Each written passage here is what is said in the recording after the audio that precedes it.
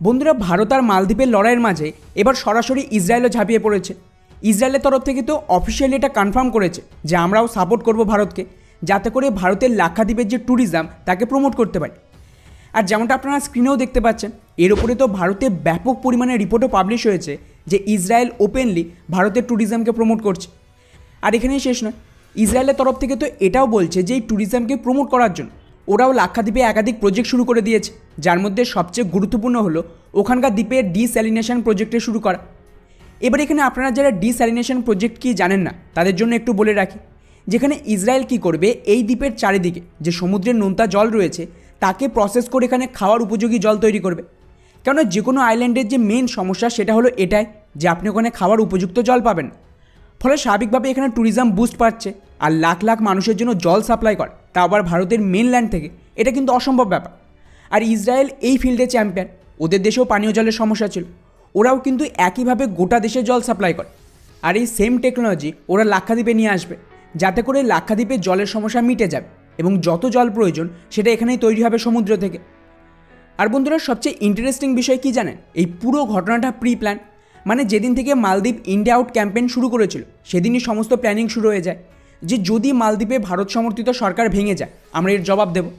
এই টুইটটা দেখুন, এটা ইসরায়েলের official Twitter handle Israel in India. এখানে ওরা কি বলছে যে ভারতের কেন্দ্র সরকারের আমন্ত্রণে কিছুদিন আগে ওরা লাক্ষাদ্বীপে গিয়েছিল এবং সমস্ত ব্যবস্থা করে ফেলেছে তাদের এই প্রজেক্টের জন্য। আর এই যে প্রজেক্ট সেটা কিন্তু আগামীকাল থেকে শুরু হবে, মানে আজ থেকে এটার কাজ চালু হয়ে যাবে। ফলে এর থেকে বড় প্রমাণ আর কি হতে পারে যে ভারত সরকার আর ইসরায়েলের মধ্যে অনেক আগেই ডিল হয়ে গেছে এবং সব কিছু চুপচাপ হচ্ছিল, যাতে কেউ জানতেও পারেনি। আর যখন ভারত বুঝতে পারে যে না, মালদ্বীপের সরকার ভারতের বিরুদ্ধে যাবে, ঠিক তারপরে ফাইনাল অ্যাকশন শুরু হয়, যেখানে আমাদের প্রধানমন্ত্রী লাক্ষাদ্বীপের ভিজিট করে এর উদ্ঘাটন করে। আর খেয়াল করুন, ইসরায়েলের এই টুইটকেই আবার রিটুইট করেছে ইসরায়েলের স্পোক পারসন যে আমরা অবশ্যই ছুটি কাটাতে ভারতের লাক্ষাদ্বীপেই যাব। আর অলরেডি হয়তো আপনারা জানবেন মালদ্বীপ একটা মুসলিম দেশ, তাই ইসরায়েলের সাথে মালদ্বীপের যে রিলেশন সেটা লাগাতার খারাপ হতে শুরু করে দিয়েছে। ফলে ইসরায়েলের যে ট্যুরিস্ট তারাও অল্টারনেটিভ খুঁজছে, সেক্ষেত্রে এই সমস্ত ট্যুরিস্ট ভারতে ডাইভার্ট করা হবে। এমনকি মালদ্বীপের যে মিনিস্টার প্রধানমন্ত্রী মোদির বিরুদ্ধে নোংরা কথা বলেছিল, তার মধ্যে একটা কমেন্ট এটাও ছিল যে ভারতের প্রধানমন্ত্রী ইসরায়েলের পাপেট। তো এই যে লড়াই, তাতে কিন্তু ইসরায়েল অলরেডি সামিল হয়েই গেছে। যদিও এই মুহূর্তে মালদ্বীপের প্রেসিডেন্ট ওদের 3 মিনিস্টারকে সাসপেন্ড করে দিয়েছে, কিন্তু এতে খুব একটা লাভ হয়নি। ওদের সমস্ত বিরোধী পলিটিশিয়ান থেকে শুরু করে সেলিব্রিটি, জার্নালিস্ট প্রত্যেকে ভারতের কাছে ক্ষমা চাইছে টুইট করে। এই টুইটটা দেখুন, এটা মালদ্বীপের একজন মিনিস্টার, উনি নিজেই স্বীকার করছে যে যেভাবে পরিস্থিতি বিগড়ে গেছে তাতে আমি খুবই চিন্তিত। মালদ্বীপকে বয়কটের ডাক আমাদের ব্যাপক ক্ষতি করেছে। ওদের আরও একজনের টুইট দেখুন, যেখানে ওরা ওদের প্রেসিডেন্টকে পাবলিকের সামনে এসে ভারতকে ক্ষমা চাওয়ার কথা বলছে।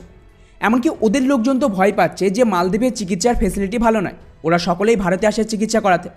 সেক্ষেত্রে এখন ভারতে ওদের সাথে কী ধরনের ব্যবহার করা হবে, বা ভারত যদি এই সমস্ত ফেসিলিটি বন্ধ করে দেয় তাহলে কী হবে, সেই ভয়ে রয়েছে ওখানকার লোকজন।